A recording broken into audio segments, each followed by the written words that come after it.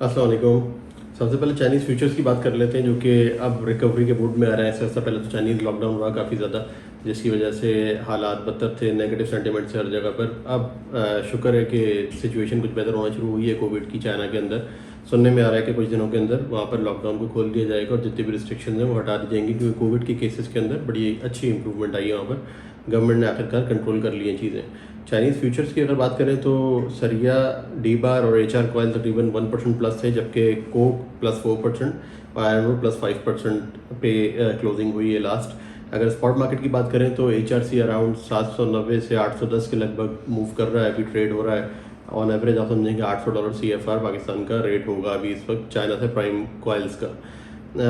इसके अलावा अगर हम लोग बेसिकली वहाँ के सेंटिमेंट्स की बात करें चाइना के, तो हो ये रहा है कि जब तक तो लॉकडाउन था, जब तक चीज़ें काफ़ी स्लो थी।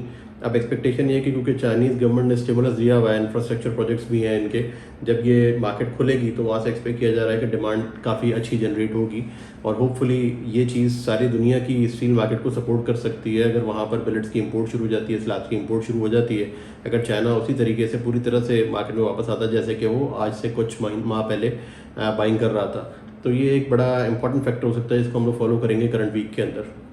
जबकि आयरन और स्पॉट मार्केट के अंदर काफ़ी मंदी रही। फरवरी से लेकर अब तक का लोवेस्ट प्राइस जो है वो हिट किया आयरन और की प्राइस ने, जो कि अराउंड 127-28 के करीब चली गई थी।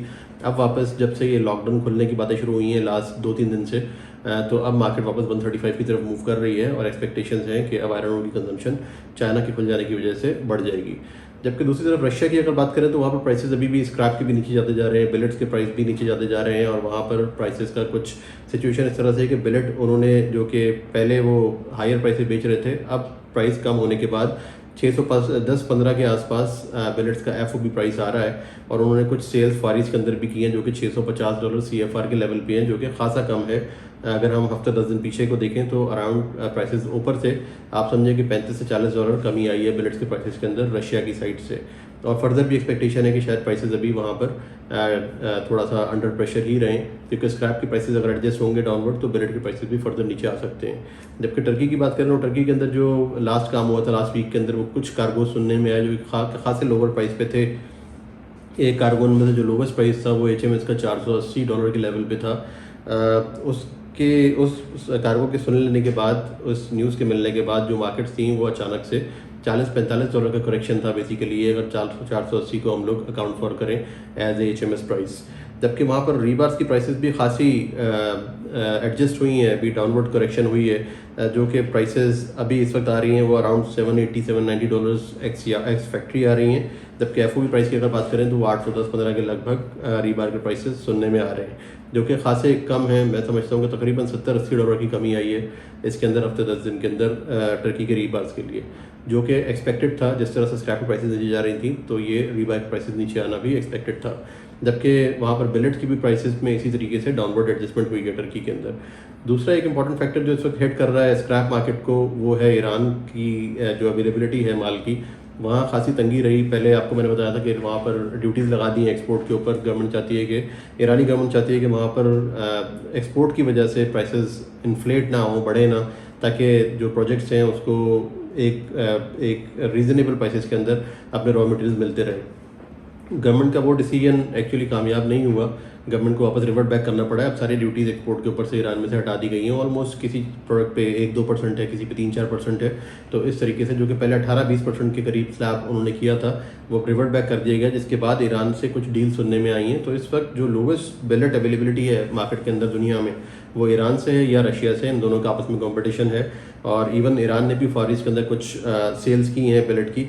FOB प्राइस जो बिलेट की ईरान के अंदर आ रही है वो भी अराउंड लगभग 610 FOB के आसपास है, जो कि उससे पहले तकरीबन $60 ऊपर थी। आप समझें कि $60 डाउन अब इस वक्त प्राइसेस सेट हुई हैं बिलेट्स की। जबकि आपको मैंने ड्यूटीज़ टैक्सेस का बता दिया कि अब वो हट चुके हैं। तो होपफुली ईरान अब कम्पीट करता रहेगा इंटरनेशनल मार्केट के अंदर और इनकी ऑफर्स रहेंगी। सबसे ज़्यादा अभी इस वक्त फोकस रशिया का भी और ईरान का भी, चाइना पे रहेगा कि चाइना अभी वापस खुलने के बाद उनके स्टिमुलस के तहत क्या डिमांड क्रिएट होती है और ये बिलेट्स वहाँ पर जा सकते हैं या नहीं जा सकते। अगर तो चाइना के अंदर डिमांड क्रिएट हो जाती है और माल वहाँ पर आउटफ्लो शुरू हो जाता है माल का, तो क्वांटिटीज़ कुछ फ्लैश आउट हो जाती हैं। तो होपफुली हम देखेंगे कि दुनिया भर के अंदर स्टील की प्राइसेस के ऊपर से जो प्रेशर है वो कम हो जाएगा, तो इसलिए हम लोग क्लोजली इसको वॉच करते रहेंगे। जबकि फार ईस्ट की अगर बात करें तो क्योंकि चाइना के साथ रेलेवेंट है वो मार्केट, वहाँ पर भी खासा डिप्रेशन रहा। सेल्स ओवरऑल हर जगह पर स्लो हैं, चाहे वो फ्लैट प्रोडक्ट्स की बात करें चाहे लॉन्ग की बात करें, सब चीज़ों पे डिप्रेशन है खासा। टोक्यो स्टील ने प्राइसेस तकरीबन 35 से $40 कम किए हैं वहाँ पर। जबकि अगर हम इसकी बात करें जो टेंडर होता है जापानीज़ कैंटो टेंडर, उसका मैंने कहा था कि मैं आपको बताऊंगा, जो कि एक्सपेक्टेड था कि नीचे आएगा, उसकी सिचुएशन ये हुई है कि प्राइसेस इस कदर नीचे आई हैं उसकी कि माल बिक नहीं सका, उसको पोस्टपोन कर दिया गया है। अभी नेक्स्ट जब प्राइस बिडिंग होगी तो उस वक्त कुछ नई प्राइस सामने आएगी, बट डेफिनेटली वो लोअर साइड के ऊपर ही होगी। जबकि इंडोनेशिया ने भी बिलेट्स कुछ रशिया से बाई किए हैं, वो अराउंड 640 के लगभग बाई किए हैं, जो कि $50 कम है एज़ कम्पेयर टू जो पहले ऑफर्स इंडोनेशिया को रिसीव हो रही थी रशिया से, उससे कंपैरिजन किया जाए तो। अमेरिका की मार्केट की बात करें तो डोमेस्टिक मार्केट वहाँ पर एडजस्ट हो चुकी है, न्यू प्राइसेस आ चुके हैं। मई के प्राइसेस जो है वो दोबारा से रिवाइज हुए हैं, जो कि तकरीबन समझे कि $60-70-80 पर ग्रॉस टन कम है पिछली प्राइसेस से, जो कि पहले मिल्स खरीद रही थी वहाँ पर डोमेस्टिक माल, उससे कमी देखने में आई है। जिसका मतलब ये है कि यूएस के अंदर भी खासा प्रेशर है, बट वो प्रेशर इसलिए एक्सपोर्ट्स के अंदर हमें नज़र नहीं आ रहा है, एक्सपोर्ट प्राइसेस सस्ते नहीं आ रहे उसके, क्योंकि वहाँ पर नेचुरली एक शॉर्टेज है, पिग आयरन की शॉर्टेज है, और जो माल वो रशिया से आया करते थे उसकी शॉर्टेज है, तो उसकी वजह से ये बैलेंस्ड है इफेक्टिव तरीके से। मगर ओवरऑल सेल्स और रॉ मटेरियल प्राइसेस वो सब फिलहाल प्रेशर में नज़र आते हैं। इंडिया और बांग्लादेश के अंदर कोई खास मेजर चेंज नहीं है। बांग्लादेश ने लास्ट वीक के अंदर काम किए थे, वो जो बल्क कार्गोज का मैंने जिक्र भी किया था। तकरीबन अब जो लास्ट कार्गो बांग्लादेश ने बुक किया वो 525 पे हुआ था। उससे पहले जो कार्गोज बुक किए थे वो 565-70 पे हुए थे, जो कि मेनली यूएसए से काम हुआ उनका, यूएसए से और फिर ऑस्ट्रेलिया, न्यूजीलैंड से और इवन यूके से ये कार्गोज की डील सुनने में आई। लेकिन लास्ट वीक के अंदर कोई खास एक्टिविटी देखने में नहीं आई उस कार्गो के बाद। उसके बाद कस्टमर्स वेट कर रहे हैं और मज़ीद मार्केट को ऑब्जर्व करना चाहते हैं और वेट एंड वॉच की पोजीशन के अंदर है। जबकि इंडिया अपनी कंसिस्टेंट बाइंग कर रहा है, थोड़ी थोड़ी बाइंग चल रही है, हालांकि बाहर ऑर्डर्स नहीं है उनके पास एक्सपोर्ट के कोई खास, मगर फिर भी उनकी जो स्क्रैप की रिक्वायरमेंट है वो रीज़नेबल है और मेनली मिडल ईस्ट को इंडिया ही कवर कर रहा है। पाकिस्तान में किसी किस्म की कोई खास ऑफर्स आ नहीं पा रही। अब हम पाकिस्तान की बात कर लेते हैं। पाकिस्तान में श्रेडेड की सिचुएशन कुछ इस तरह से रही कि लास्ट वीक के अंदर प्राइसेस कम होते होते, क्योंकि डाउनवर्ड ट्रेंड है, हर रोज़ नई प्राइस आती है, वो 540, 45, 50 से प्राइसेस नीचे आना शुरू हुई और लोवेस्ट 527, 28, 30, 35 इस तरीके से प्राइसेस आकर एडजस्ट हुई हैं। अभी भी करंट ऑफर्स जो हैं वो अराउंड 535 की, 40 की, 30 की, डिपेंडिंग ऑन कि किस सेलर का क्या व्यू है मार्केट के बारे में, वो काम हो रहा है। और इवन रिसाइकलर्स भी उसके अंदर पीछे नहीं है, वो भी अपनी प्राइसेस इसी तरह से फ्लोट कर रहे हैं। जबकि एचएमएस से कोई काम मेरे सुनने में नहीं आया, ना कोई डील हुई पाकिस्तान के अंदर, क्योंकि शेडेड ही इतने सस्ते प्राइसेस के ऊपर अवेलेबल है कि एचएमएस की तरफ कस्टमर्स का ना ध्यान है और ना मूड है। और इवन इस लोअर प्राइसेस के ऊपर भी पाकिस्तानी कस्टमर्स काफ़ी रेजिस्ट कर रहे हैं। जो रीस्टॉकिंग एक एक्सपेक्ट की जा रही थी उस तरीके से रीस्टॉकिंग नहीं हो रही। Customers are ready to wait, further wait करेंगे, वॉच करेंगे जब तक सरिये की प्राइसेस अच्छी नहीं मिलती, सेल्स बेहतर नहीं होती, जो कि अभी फिलहाल करंट पॉलिटिकल सिनेरियो के अंदर नज़र नहीं आ रहा कि किसी भी तरीके से कोई बेहतरी आने वाली है। तो मेरा ख्याल है कि ये अब चीज़ डिपेंड करेगी कि इनको क्या सेल मिलती है, किस तरीके से कैश फ्लोज इनके डेवलप होते हैं, उसके हिसाब से फिर न्यू बाइंग के अंदर पाकिस्तान आएगा। और आखिरी एक चीज़ जो कि अभी इस वक्त अफेक्ट करने जा रही है कंटेनर्स मार्केट को भी और प्राइसेस को, तो वो बेसिकली करेंसी की फ्लक्चुएशंस हैं, जो कि डॉलर ऑल टाइम हाई पे चला गया था, 4-5 साल का हाईएस्ट लेवल्स टच किए डॉलर ने। डॉलर के स्ट्रॉन्ग हो जाने की वजह से भी प्राइसेस पे प्रेशर था, प्राइसेस नीचे आ रही थी। यूरोप, यूके से लोग ऑफर कर रहे थे और सस्ते माल बेच रहे थे। अब वो चीज़ कुछ चेंज होती नज़र आ रही है पिछले 2-3 दिन से।